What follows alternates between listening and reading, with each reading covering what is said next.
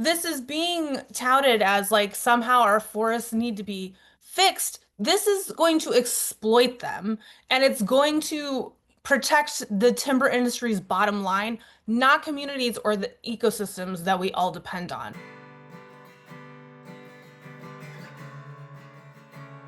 Hey folks, this is Josh Schlossberg, host of the Green Root Podcast, the official podcast of Eco Integrity Alliance, where we're on a quest to uncover the roots of the ecological crisis. This episode, we're lucky enough to have Jennifer Mamola back on the podcast. Jennifer Mamola has been the Policy and Advocacy Director for the John Muir Project since 2019. A Southern California native and former Peace Corps advocate, she found renewal in nature after a life-altering accident. Her travels through 49 states and countless post-fire habitats inspire her work to protect the nation's last wild ecosystems for future generations. Welcome back to the podcast, Jennifer. Thanks, Josh. Happy to be here. Cool. Well, we have you here for a reason, and that is to discuss some of the elements tying into Trump's first 100 days in office and his administration in regards to public lands, quote, management. So, yeah, let's hear what you got, Jennifer. Really curious. Yeah, I mean, there's been a lot going on in and around our realm, and it's been not surprising, but frustrating. But I think we really need to be real when it comes to national forest and wildfire. Both parties are missing the point. It's not necessarily just this administration or Republicans. We don't need more logging disguised as thinning or more roads punched into ecosystems in the name of fire safety. What we need is to protect natural places, post-fire habitats included, because at this stage, every intact ecosystem matters. We all know that they stabilize the climate, they store carbon, protect biodiversity, and offer resilience that we can't build back once it's gone. And unfortunately, we're watching both parties greenlight more extraction. Some, mostly the Democrats, like to dress it up in climate-friendly language and call it leadership. Even some of the strongest critiques of the current policy still rely on vague terms like ecologically appropriate thinning, which too often becomes a license for logging. And all the while, legislation like the Fix Our Forest Act marches forward with bipartisan support, like I'll get into in a little bit with the Senate legislative hearing that happened yesterday on that. We really need to stop pretending we can solve ecological crisis with industrial solutions. And if we keep sacrificing forests and our watersheds and our communities for endless consumption, we're not solving the problem, we're accelerating it. And so, it's been frustrating because, forests aren't fuel, they're natural ecosystems. These natural ecosystems aren't spare parts. And wildfire isn't the enemy. The real threat is our refusal to stop extracting and start protecting. And it's a problem on both sides of the aisle. So while the Republicans are at least upfront with what they're doing, they call it logging because that's what it is.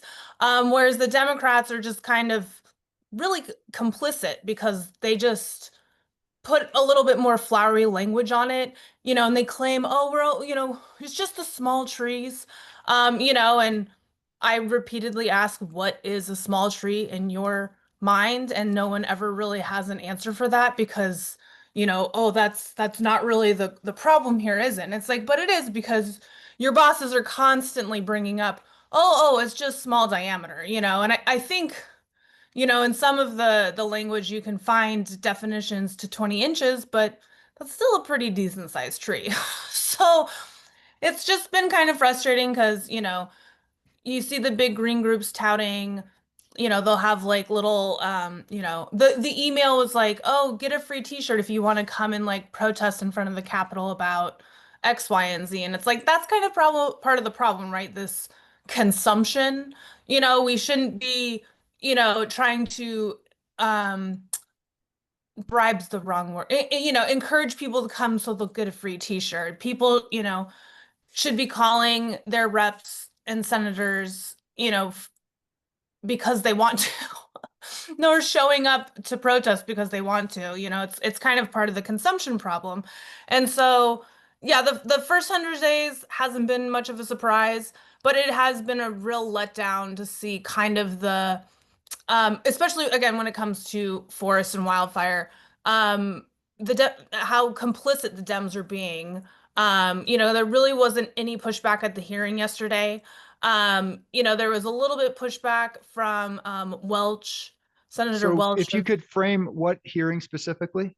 yeah, the Fix Our Forests Senate version S 1462 had a legislative hearing in the Agriculture Committee on the Senate side yesterday.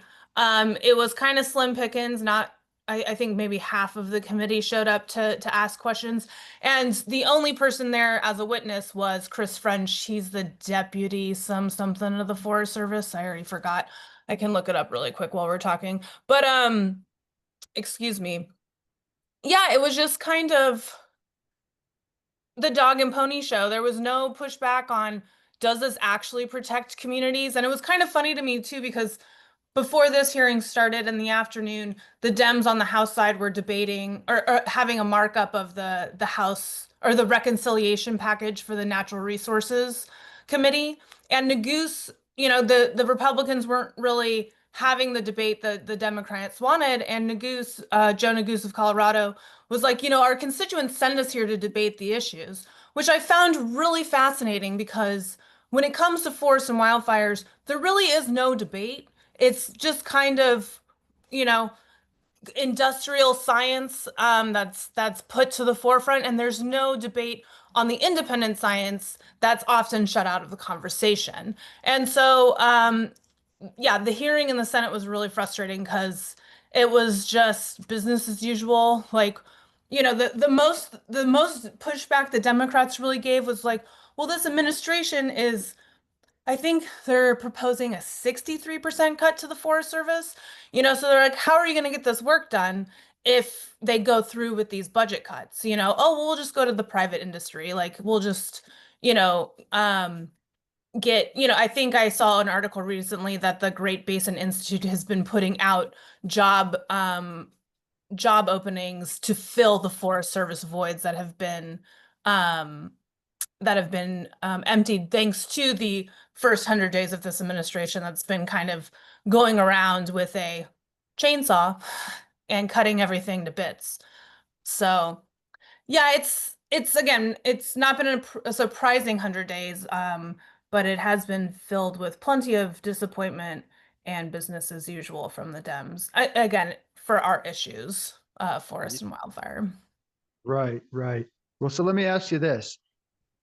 Obviously, lots of bad news. And I could say, as much as I will critique Democrats, and that is most of what I end up doing because those are the folks who are running a lot of the states that I'm engaging in. And also, those are the folks we are supposedly more likely to be able to communicate to. So I will Mhm. acknowledge that as terrible as they are on these issues, Republicans tend to be a little bit worse. I would say the difference is that, as you said before, Republicans are pretty naked about their go, oh no, no, we're using wildfire to cut forests. Whereas Democrats will kind of couch it in pleasant sounding terms, which in some ways is, I would say, almost more deceptive and dangerous. But, Mhm. I do want to make it clear. Obviously, we have, all right, well, an example here is over the last, basically since 2023, there is this emergency authorization that has been utilized by the Forest Service to be able to get into national forests to cut public lands with even less oversight,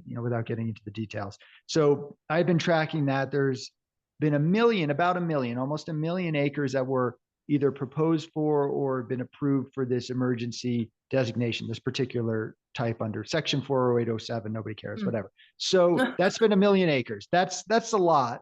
Haven't been able to get one single media outlet in the entire country, and I've reached out to literally hundreds to even mention Yeah. that premise as danger. So I'm going to credit Shannon Wilson, who is part of Eco Integrity Alliance. He has his own organization in Oregon called Eco Advocates Northwest. And he pointed this out. He said, this loophole is going to be dangerous. And so a million acres under the Democrats, bad enough.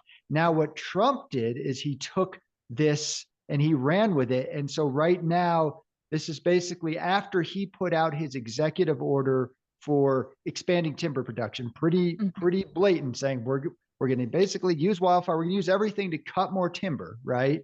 So Mhm. then the Forest Service or the Secretary of Agriculture said, I believe it was 2 weeks later, as kind of passing the baton.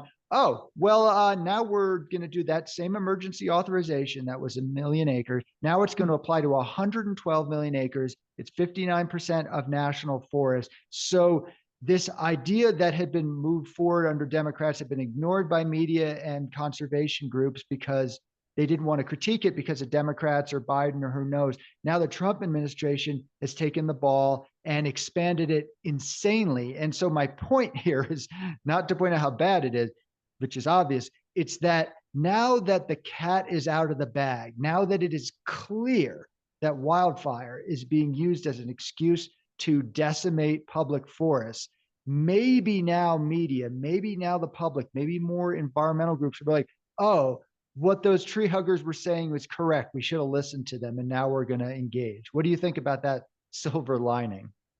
I don't know because again, like, the House Democrats sent the letter to this administration, and in the first paragraph, they mention while some ecologically appropriate thinning can be useful. That is just, green glossing over the fact that until they shift to the left on this, right? Until they're like, no, we're in a climate emergency, we're not getting off fossil fuels tomorrow. We need to protect as much natural space as we have. We need, nature corridors. We need true 30 by 30 protection, right? Not this nonsense that the Biden administration like half-ass tried during the last administration. We need true protections not just for nature, but for ourselves. It's just, it's kind of frustrating, like last election, we saw everybody kind of merge to the middle, and that didn't do us any good, did it? We really need to kind of push ourselves to have these uncomfortable conversations, like the fact that they won't even just talk about, I really like to harp on the fact that for every dollar you invest in home hardening and defensible space, you save $3 to $4 down the road in disaster recovery from a FEMA, fact sheet from 2018. Like the Democrats didn't even push back. Like, how does FOFA, the Fix Our Forest Act, actually protect communities? How does this backcountry management really, like minimize fire? Nobody talked about like the letter you guys drafted, the human element of fires being caused, which is 90% of fires are human caused. There's none of these conversations. It's just let's demonize this, natural phenomenon and not take responsibility for ourselves. Yeah, I mean, I don't contest that at all. I'm just wondering if now that it's clearly out there in the open, we can we can all just call a spade and be like, well, you can't pretend anymore that Yeah. this is separate from just commercial industrial logging because it's clear. And in fact, the Democrats, their stance is not very different from Trump. So I guess the only thing in my mind is that pretty much anytime we point out, no, this is just logging, they're like, no, this is special forest loving, Yeah. and now it's like, do you still believe that? Do you clearly still believe that? So I I mean, still think we might have an opportunity in no, that but case. like even so, Senator Schiff did point out, like, this really feels like it's a timber grab. Like, he did kind of, he was getting there, but then he like kind of backtracked because he was like, this really feels like a timber grab. Like, what is in place? And Chris French, oh, there's safeguards. I know, like nothing can go wrong under our stewardship. And then he's like, okay, great. And then he pivots and he's like, I went on an aerial visit after one of these fires in Northern California, and oh my, like we gotta salvage log that and go replant it. And it's like, how about you come down onto the ground and go on a walk with us through a post-fire habitat so we can point out to you the natural regeneration that is occurring. Like they get there and then they like backtrack because they're like so worried about salvage logging, reforestation. So fire's been happening for millennia. How did it reforest, naturally without human intervention, for eons? It's just preposterous. And again, like this is being touted as like somehow our forests need to be fixed. This is going to exploit them and it's going to protect the timber industry's bottom line, not communities or the ecosystems that we all depend on, right? Like this has nothing to do with communities, human-built communities that actually need to be made resilient. It's all just a smokescreen, to just it's just so perplexed. I feel like I'm in Groundhog's Day, like nothing changes. It's the same conversation, and while everybody's so mad at the government in general, I don't, maybe it's just because I'm too close to the sun on this, but it seems like the Forest Service is like the one agency that nobody really questions. They're like, oh, yeah, yeah, no, we should do that. And then you come out against it, and those that are like really deep and tied to that side is like, oh, you don't know, you're cherry picking the science. It's like, actually, the agencies in our government cherry picks the science and completely disregards the independent science out there that's saying the complete opposite. I mean, all I want to do is protect our limited natural spaces and protect more people from the inevitable wildfire. The LA fires were terrifying. I have plenty of friends and family that were there, and it's just so frustrating that this is still the conversation being had after tragedy after tragedy after tragedy. The Sisyphus approach. Isn't this the term of insanity? Trying, the same thing again and again, and like nothing changes, or if it gets, I don't know. I'm just becoming very frustrated. Well, in terms of their perspective, it is working because they keep getting free money to prop up their jobs and then they can pretend that they're doing something. So for them, this is a success no matter what happens. But Yeah. something I wanted to ask you is, so we reached out to Senator Bennett, who is the other senator here in Colorado. So unfortunately, Senator Hickenlooper, who I'm calling Senator Hickenlogger, Hmm. he is one of the folks in the Senate who introduced Yep.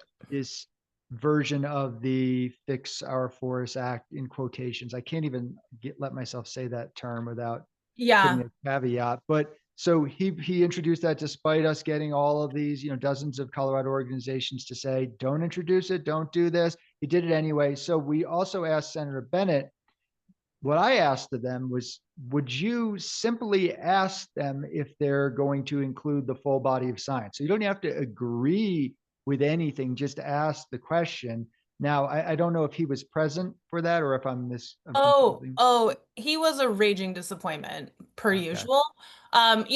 He started off saying how he's very grateful that French is in the role that he's in, really commends the authors of this bill, a meaningful attempt. He thinks it's very important that the committee exercise jurisdiction to make sure in the end the end product is something that they can be proud of. And then he's like, "Can you talk about the importance of your agency?" And it was just like, Okay. again, they're all buddies, right? Like they're not even, I was really disappointed because Senator Cory Booker a couple months ago was at the initial FOFA hearing in the Senate for the House version.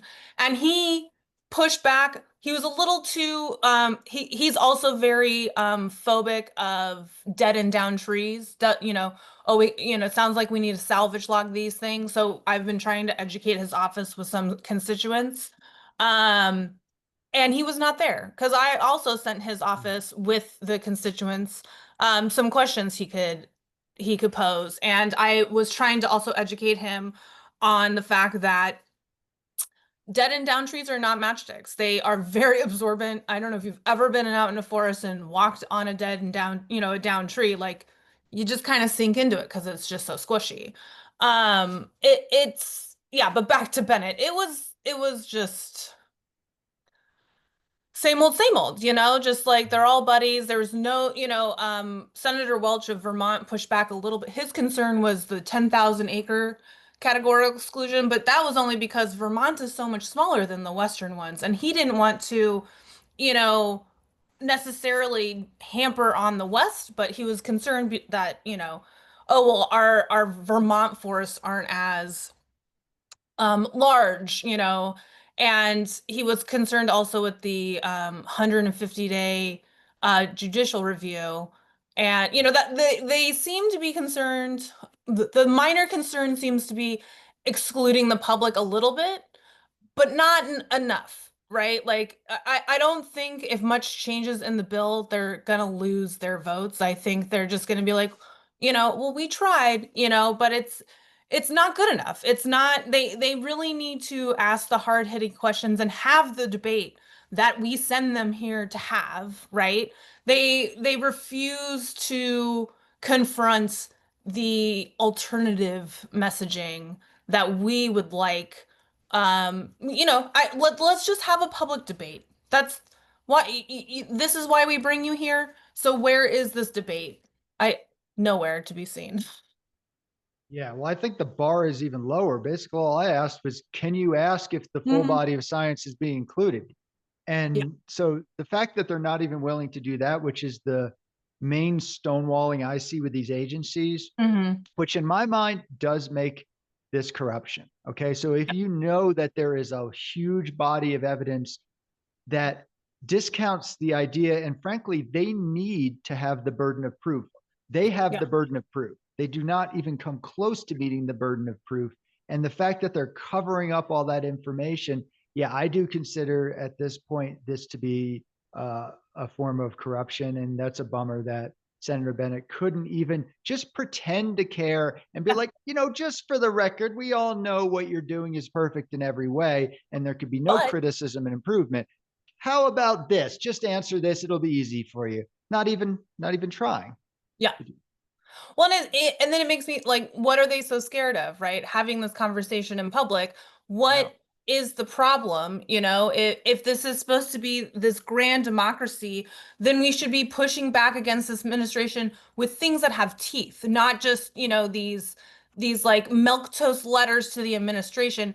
Introduce legislation that does the opposite and have the debate and conversation. That is what you are here for. You're not here to kowtow and be like, oh well, like, but what is, define ecologically appropriate thinning, define small diameter, but we can barely get these members of Congress to do these things because most of the other big greens are just complicit in business as usual and probably helped workshop all of this flowery rhetoric, about restoration and ecologically appropriate thinning and forest health. Like, how, like, for ecosystems are in flux, okay? Like it is not like a human life start to finish. These are reborn and regenerated with natural processes like fire, wind events, beetle outbreaks, like, why aren't we turning and looking at ourselves? I think that's the most frustrating part about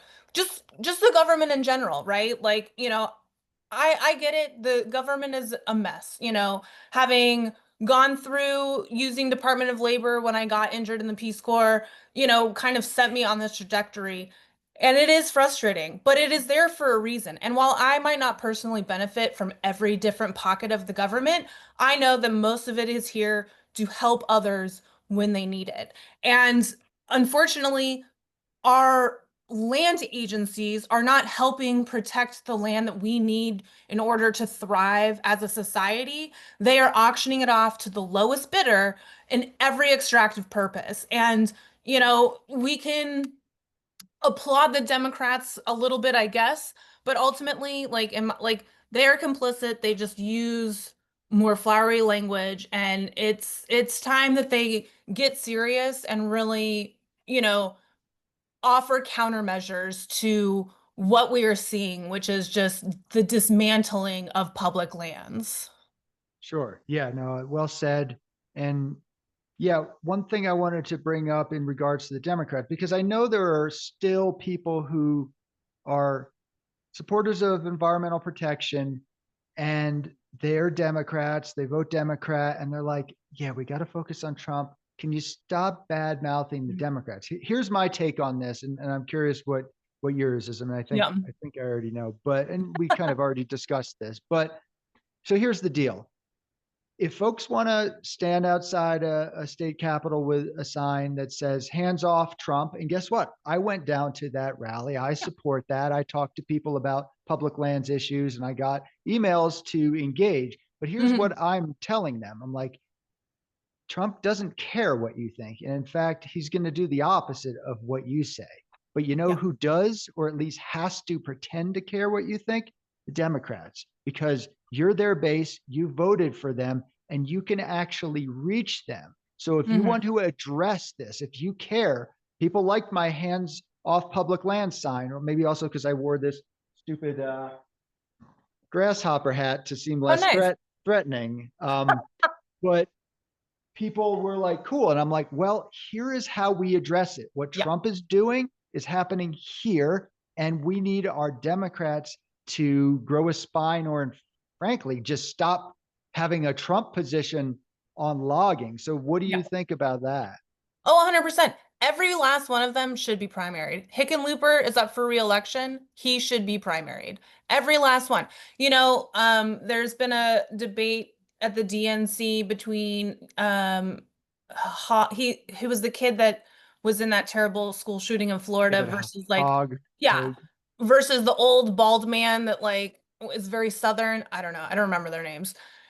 You know, McConnell. I don't know. It doesn't the matter. old man, Who God, cares? he's It's another I guy. don't, Just anyways. So they're having this internal conflict, right? Because Hogue is like, I have $20 million dollars and I want Democrats to primary Democrats. Yes, that is exactly what we need because we need challengers to drag them away from the middle into back into our realm, right? Back in back, like back into the issues that we need. I mean, and this is across the board, right? Like, there's that new book Abundance, like, oh, we need to like deregulate everything so we can build.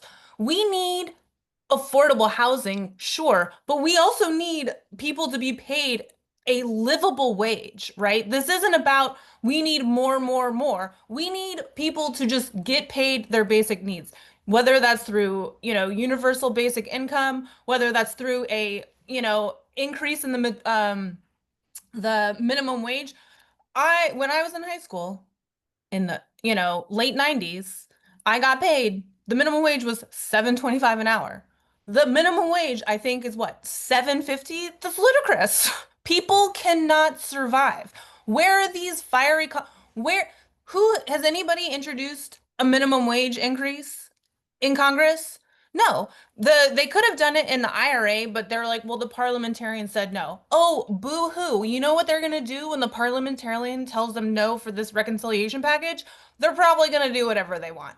John Thune in the Senate claims he will follow them, but he's being run by a megalomaniac lunatic that does not care about the rules or other people.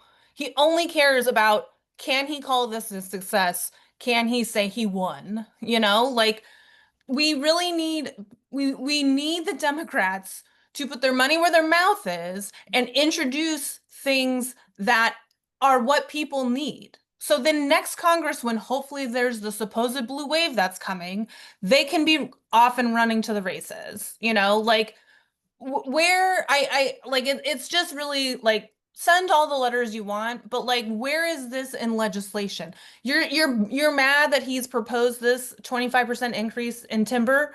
Then where is the bill to counter that? Where is the checks and the balances in our government? People are sick of just hearing them, you know, like I was thinking about this yesterday when I was watching these two hearings simultaneously, wanting to just scream into a pillow. They should get charged for every word that they say because most of the words that come out of their mouth on Capitol Hill is garbage. Like, what are you doing? Stop. Like, it's all political theater. It's all just a waste of time. Debate actual things rather than just, it's just, anyways, I'll try and calm down for a minute. See if you have No, well, so anything. this is, well, that's why we appreciate your insight. You're up there on Capitol Hill. You see how the sausage is made. I'm up here hiding in the mountains, so I'm not privy to this. So Jealous. that's, yeah, well, somebody has to do what you're doing, and somebody has to hide away in the mountains. You So don't that's, I mean, you're out there. Let's not diminish the work that I'm you've done. out there. I mean, yeah, I mean, I'm living literally where they're planning the Yes. logging. So yeah, we're all doing our parts. But what I'm saying is just you have an insight that I don't have, and that's why this is valuable. But so in closing, I guess I want to ask you, so you bring up a lot of valid issues, a lot of things that Democrats could be doing, a lot of things in terms of, yeah, instead of just turning up the rate of the consumption machine, maybe we can actually provide people with a better living. And so then we don't need to like, oh, that's why we need more destructive industry to help the people. It's like, no, Yeah. or maybe you can make slightly less profits in your multinational conglomerate and not be a monopoly, and you'll still be doing fine. But anyway, so all these issues, even lots of environmental issues that are going on. So why should people care about this issue that we're obsessively focused on? I know I am, which is Yeah. public lands and wildfire. It's Yeah. weird. Why pick that of all things? I mean, 40% of the United States lives within the wild urban land interface. The fire is not a West Coast problem. New Jersey was just on fire. The Carolinas were on fire earlier this year. You know, Fire is something we have to learn to live with because, you could pave the planet over yesterday, and guess what? Things are still going to catch on fire. And public land, I mean, I don't think I will ever own property in my life. That's still kind of a weird like premise to me anyway, but like so knowing that I have a stake in public lands makes me feel a little bit better about, the world at large, right? Because these are supposed to be truly protected areas that help stabilize our climate and society, and I think a lot of, we can go out and just put our differences aside. I feel like most of the time in the backcountry, and just kind of remind ourselves that we're all in this together, right? Like these natural places, excuse me, um, are why we are here. They're the equilibrium to our very unstable climate. And whether you believe, sure, if you believe in evolution and the millions, hundreds of millions of years, like, this planet has been around, like, yeah, the things fluctuate. But ultimately, like this recent surge in just unstable climate, right? I think we can all acknowledge that our untouched, intact ecosystems, whether or not they've burned, are detrimental in helping stabilize the very unstable climate that we are in. If you look at Google Maps and you just see all the clear-cut spots in the Pacific Northwest, and then you think, wait, they didn't need air conditioning 10 years ago. Yeah, because we're chopping down our natural air conditioning, right?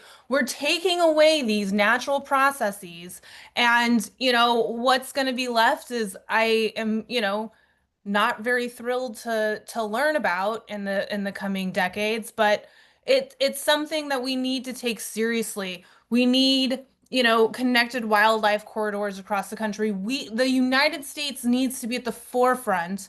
We were at the forefront, right? 100 plus years ago when we came up with America's best idea that are public lands. And yes, it comes tied to a very terrible history of pushing indigenous and natives people off those lands. But I would hope that we can come together and acknowledge that it deserves our protection and our respect rather than us exploiting it in the name of wildfire. Well said. Yeah. Well, thank you, Jennifer, for coming on the podcast to fill us in. And thanks for all your work out there on Capitol Hill. Very few of us could do that without pulling all our hair out. Actually, that's what happened to me. And yes, yeah, exactly. So anyway, thank you again. And we'll touch base with you soon enough, I'm sure. Thanks, Josh. See you next time.